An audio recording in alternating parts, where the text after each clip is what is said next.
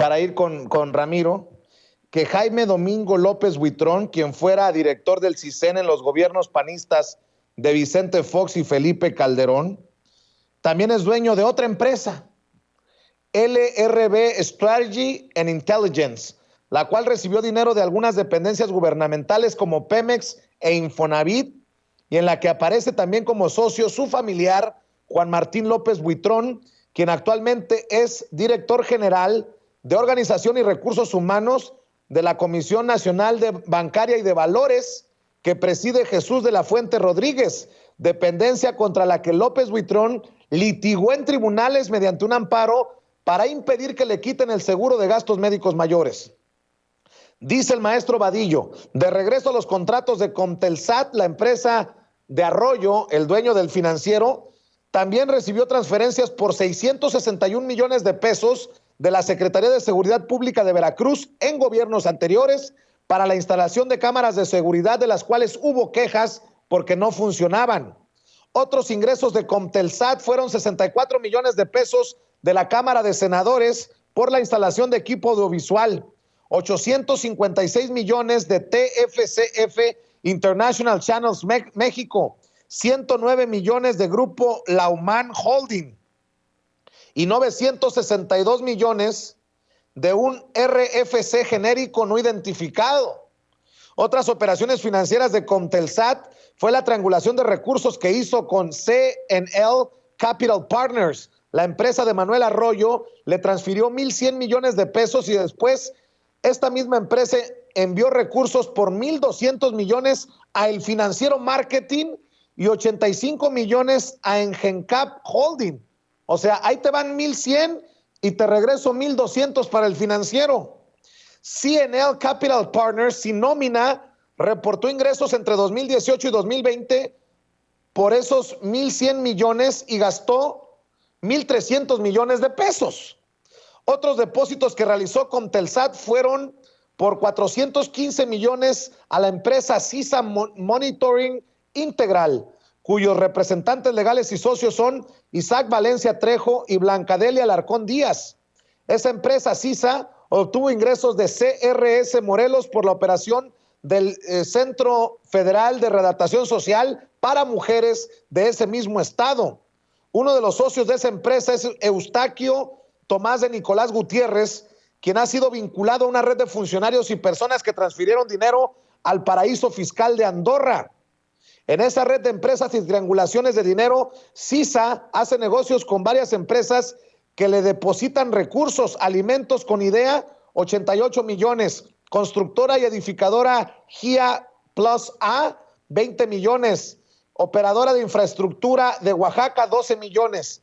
En los gastos de CISA Monitoring Integral aparecen transferencias a varias personas que, de acuerdo con las indagatorias, hay discrepancias por la elevada cantidad de ingresos que reciben y que no son acordes con su perfil fiscal. Por ejemplo, Ricardo Pérez Ford Rosas presenta ingresos entre 2018 y 2021 por 721 millones de pesos y David de Jesús Ramírez Gutiérrez reporta ingresos entre 2018 y 2019 por 275 millones de pesos, por lo cual ambos ya son investigados. Además, CISA depositó 1,5 millones de pesos a la empresa World Android Technology, identificada como facturera. También 102 millones a Impulsora Industrial Monterrey, 61 millones a Industria Electrónica Zen, 35 millones a Compañía Íntegra Soluciones, 34 millones a CIA Capital y 20 millones a Mining Materiales y Refacciones. Pero ojo, que el empresario Manuel Arroyo también logró hacer negocios en el gobierno de Enrique Peña Nieto. Los contratos con la Secretaría de Gobernación fueron clasificados como de seguridad nacional y se firmaron en los 5 años que el priista Miguel Ángel Osorio Chong fue titular de esa dependencia. Hay que recordar que Miguel Ángel Osorio Chong actualmente es el coordinador de los senadores del PRI en la Cámara Alta.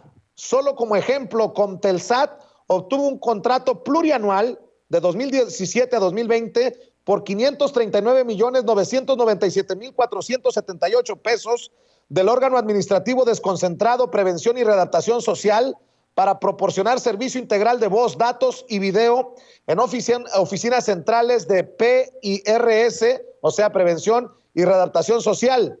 De acuerdo con las autoridades investigadoras, este debió asignarse mediante licitación pública nacional. Sin embargo, la Secretaría de Gobernación, bajo el mando de Miguel Ángel Osorio Chong, violentó la ley al adjudicarlo de manera directa bajo el supuesto de seguridad nacional establecido en el artículo 41, fracción cuarta de la ley de seguridad pública. Mi querido Ramiro, perdón por alargarme, pero estos datos están cabroncísimos. Pues, ¿qué te puedo decir, Vicente? Yo creo que la UNAM va a empezar a hacer un estudio de los prianistas, de los priistas y los panistas, porque pues tienen más propiedades que el nopal, los cabrones, cada día les salen más. Aquí viene una pregunta bien importante, y la pregunta es, ¿a qué horas gobernaban? Pareciese ser que de las 24 horas del día, al menos 16 se dedicaban más a robar, a asignar contratos, a repartirse las tranzas, a ver la manera en que iban a hacer negocios. O sea, descubrimos con horror que no solo no gobernaban y que el país estaba hecho un desastre, sino que las administraciones priistas y panistas fueron necesariamente administraciones orientadas al saqueo y a los contratos. Hay que recordar también a esta señora Alejandra Lazota, que antes de irse repartió también un montón de contratos millonarios. Lo que vamos descubriendo ahorita con Miguel Ángel Osorio Chong, que ya sabemos que el tipo es un corruptazo, que ya sabemos, por ejemplo, cómo Mario Marín, su hijo tiene chalets en Suiza, sabemos cómo algún gobernador de Oaxaca tiene departamentos en la Quinta Avenida de Nueva York, otro político mexicano tiene castillos en Francia, muchos tienen sus propiedades en Valle de Bravo, otros cabrones tienen propiedades en Punta Diamante. Realmente apenas estamos descubriendo la manera en que se establecían estos mecanismos, sobre todo estos mecanismos, fíjate, que pues son muy inteligentes estos cabrones y no tienen vergüenza, que es, vamos a robarnos, te voy a dar un contrato de 500 millones, pero voy a reservar la información por 25 años por temas de interés nacional. Entonces, compruébame que te robé, cabrón. En 25 años lo puedes averiguar, en 25 años vas a poder desclasificar la información. No sé si pues, se pudiese legislar para que se evitara este tipo de robos al erario, robos legalizados, porque al final de cuentas priistas y panistas diseñaron todo un marco legal para robarse legalmente el dinero. Hay que recordar el caso de los más 835 mil millones de pesos perdidos en fideicomisos que tuvo que cancelar el presidente porque eran una fuga importante. Hay que recordar que de esos fideicomisos, el mismo tipo que está detrás de Mexicanos contra la Impunidad y la Corrupción, o como se llame, la chingadera esa, pues se pagaba cerca de 9 millones de pesos de salario de sus asociaciones civiles. El caso del Nini mayor de este país, Claudio X González. Para que se den una idea, Claudio X González se pagaba con 9 millones de pesos de salarios al año, siendo un millonario. Uno se pregunta hasta dónde llega la ambición de estos cabrones. Y por cierto, con respecto a la investigación de Vadillo, es maravillosa porque muestra los datos duros. Es lo que uno le pide a un reportaje periodístico, que haya datos duros y comprobables. Por ejemplo, yo me puse a investigar por mi cuenta cómo es que el hijo de López Obrador vive en una casa en Texas, y pues llegué a la conclusión de que se ha financiado parte de la estadía del hijo de López Obrador con los lingotes de oro que le llegaron del submarino ruso que publicó Fernando García Ramírez y sus achichincles. Acuérdense, para el 2018 se decía que pues le habían llegado lingotes de oro a López Obrador, y también del pinche del Lamborghini que nunca tuvo.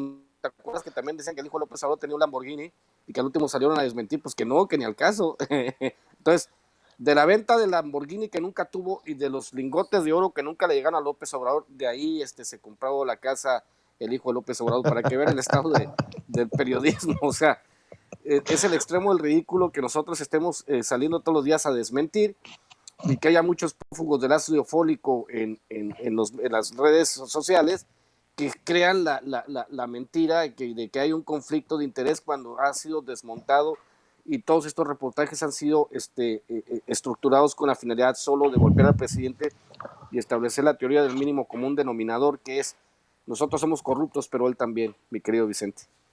Así es, mi querido